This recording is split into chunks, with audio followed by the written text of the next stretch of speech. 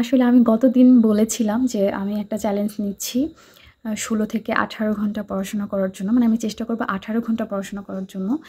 তো সেটা আসলে আমি কতটুকু ফুলফিল করতে পেরেছি সেটা দেখার আগে অবশ্যই আমি আমার জার্নিটা শেয়ার করতে চাই।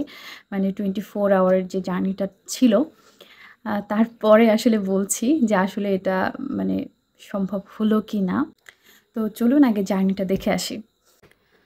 তো আমি যেটা চ্যালেঞ্জ নিতে চাচ্ছিলাম যে ১৮ ঘন্টা বা ১৬ থেকে ১৮ ঘন্টা পড়ার চ্যালেঞ্জটা, সেটা আসলে আজকে থেকে শুরু হচ্ছে।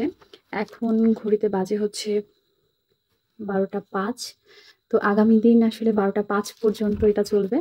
তো এই ২৪ ঘন্টার মধ্যে এখন দেখার পালা যে আসলে ১৮ ঘন্টা বা আসলে ১৬ ঘন্টা পড়া সম্ভব কিনা। তো এটা আসলে আমার জন্য অনেক বড় একটা চ্যালেঞ্জ।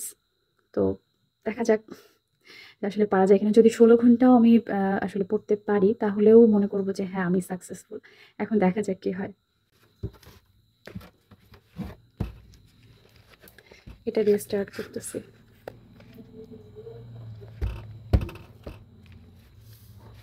তো আমার ১৮ ঘন্টা পড়ালেখার মিশন শুরু হয়েছিল রাত ১২টা ৫-এ। শুরুতে আমি কেমিস্ট্রিটা স্টার্ট করি এবং ঘুমানোর আগ পর্যন্ত আমি কেমিস্ট্রি পড়েছি। ১টা ১৬-তে আমি বিছানায় চলে যাই আর এদিকে আমার ঘুম ভাঙে ৪টা ৪৮-এ। যদিও ৫টায় আমার অ্যালার্ম দেওয়া থাকে। তো ৫টা ১৫-এর মধ্যে আমি নামাজ শেষ করে মানে ৫টা ১৫-তে আবার আমি আমার পড়ালেখাটা স্টার্ট করি। তো সকালবেলা আমি মনে হচ্ছিল যে বাংলাটা পড়লেই ভালো লাগবে, সেজন্য বাংলাটা স্টার্ট করেছি। বাংলা শেষ করে আমি ইংরেজিটা স্টার্ট করি এবং সকাল ৮:৩০ পর্যন্ত আমার ইংরেজিটা চলে। তারপর আমি অঙ্কটা স্টার্ট করি। ৯:৩০ পর্যন্ত অঙ্ক করার পরে আমি খাওয়ার জন্য একটা ব্রেক নিয়েছিলাম। তারপর খাওয়া-দাওয়া শেষ করে এসে আরও বেশ অনেকটা সময় অঙ্ক করেছি। তো অঙ্ক শেষ করার পরে একটু মাথাটা মানে একটু ভারী লাগছিল। সেজন্য ১ কাপ কফি বানিয়ে নিয়ে বাংলাদেশ বিষয়াবলীটা শুরু করেছি এবং এটা আমার চলে ১টা ৭ পর্যন্ত। ১টা ৭ থেকে আমি একটা ব্রেক নিয়েছিলাম ২টা ১৪ পর্যন্ত। মানে এই টাইমের মধ্যে আমার খাওয়া, তারপর গোসল, নামাজ, আয়াতকে খাওয়ানো, ওকে গোসল করানো সব কাজগুলাই হয়েছে। আর বিকাল টাইমটা আমি যতটুকু পেরেছিলাম তখন আন্তর্জাতিক বিষয়াবলীটা পড়েছি। সন্ধ্যাবেলায় মাগরিবের নামাজ শেষ করে ৬:৩০টায় আমি পড়ালেখা স্টার্ট করি এবং বাকি সময়টা মানে ১২টা ৫ পর্যন্ত আমি কেমিস্ট্রি নিয়েছিলাম। তো এখন দেখার পালা যে আমি আসলে কতটুকু সময় পড়েছি। ১৬ ঘন্টা ২০ মিনিট। এর থেকে বেশি পড়া আসলে সম্ভব হয়নি।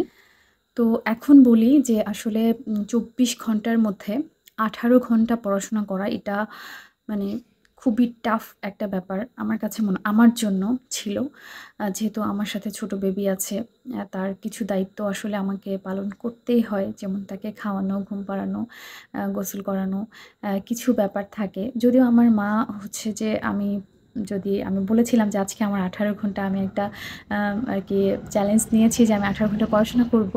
তো তখন আমার মা মোটামুটি সারাদিনে আমার মেয়েকে দেখেছেন। তো তারপরও কিছু কাজ আমাকে করতে হয়েছে। আর যেহেতু আমার ৪ বছরের একটা গ্যাপ, ৪ বছর থেকে পড়তে বসা হয় না। তো এতদিন পরে এসে একটা লম্বা সময় পড়াশোনা করা আমার জন্য একটু টাফ ছিল। তারপরও আমি চেষ্টা করেছি। চেষ্টা করে এখন আপনারা তো দেখলেন যে টাইমটা কতটুকু। আমি ১৬ ঘন্টা পড়াশোনা করতে পেরেছি। মানে ১৬ ঘন্টার একটু বেশি। তো আমি ওই টাইমটা আসলে বাদ দিতে চাই। যে এক্সট্রা যে টাইমটা মানে ২০ মিনিট, এটা মানে আমি বাদ দিচ্ছি।